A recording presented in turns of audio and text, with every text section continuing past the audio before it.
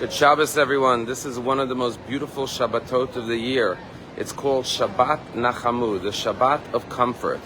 It's named so because tomorrow's Haftorah in synagogues around the world will be read the words of Isaiah, the prophet, who consoles and comforts the Jewish people after the destruction of the temple, with the famous words, Nachamu, Nachamu Ami, comfort, O comfort, my nation Israel.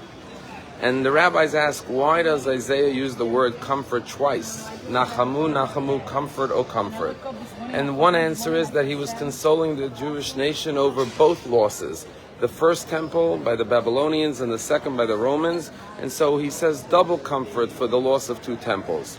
But another beautiful answer for the double Nachamu comfort is that there are two ways to comfort someone. One is with words of consolation and comfort.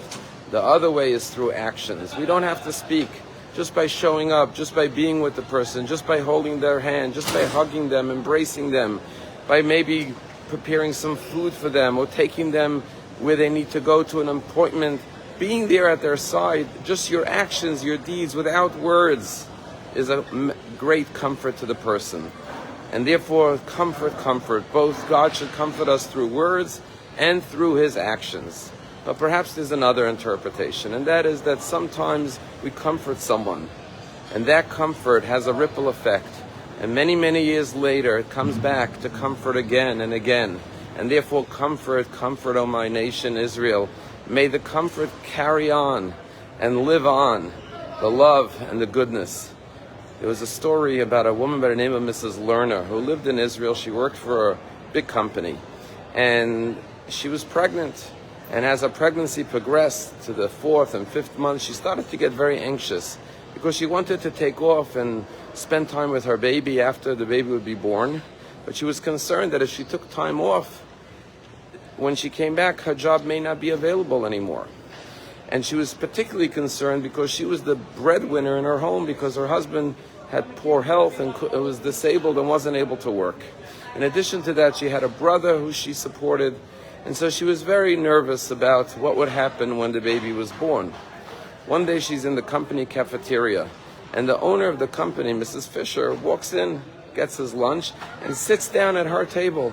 And she says, this is my opportunity to talk to him, to ask him. So she tells Mr. Fisher how she's been working in this company for years, and she wants to take some time off with the baby, and she's concerned that she'll have a job when she gets back, particularly because she supports her husband and her brother. Mr. Fisher said, I'll look into it, see what I can do, but he was non-committal. As they continued their conversation, he asked her, where are you from? She said, I grew up in New York. He says, where? She said, East Flatbush. He says, really, where in East Flatbush? Which street? What's your maiden name? What's your parents' name? What's your grandparents' name? When she mentioned her family background, the owner of the company, Mr. Fisher, started to cry. She said, is everything okay? He said, let me tell you a story. Back in East Flatbush, many years ago, there were two friends. They were both electricians. One was a union worker who made a good living. One was a non-union worker who struggled. They were good friends. They went to synagogue together. They walked home together.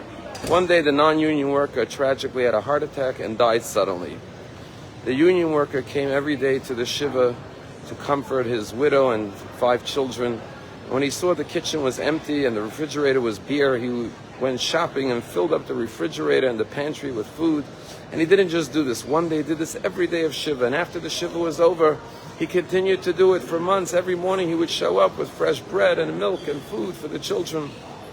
Then a couple of months later, the widow called her husband's friend and said, listen, my husband has a basement filled with tools. I don't know what to do with it. He said, I'm going to come over and organize it. And he came every night and put it into boxes and organized it.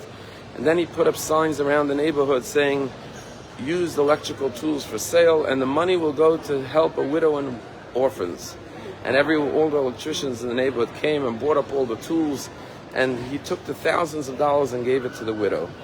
Mr. Fisher says to Mrs. Lerner, that man was your grandfather, Tzvi Ackerman, and I was one of those 5 orphans. And I would watch your grandfather come with food every morning and help my mother, and in the evening come and organize the tools and give her money to help her support herself.